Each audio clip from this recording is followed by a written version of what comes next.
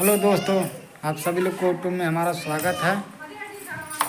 आप बताइए सब लोग कैसे हैं। देखिए हम आए हैं दुकान पर से, नहा धोकर जा रहे हैं खाना खाने। देखते हैं हमारी मैडम क्या बना रही है, अभी क्या क्या बना है क्या क्या नहीं, क्या क्या बना है।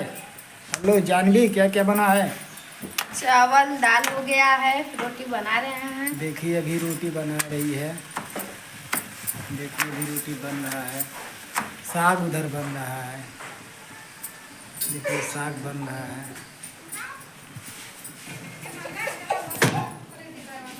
देखिए नमक तो तेज नहीं है। नमक नहीं तेज। देखिए रोटी अभी बना रही है। ये हमारा बाबू है। देखिए ये छोटा सा बाबू है। और बताइए दोस्तों क्या हाल है। देखिए अब खाना बन रहा है, खाना खाकर उसके बाद चलेंगे दुकान पर। फिर रील बनाना भी है अभी बाकी।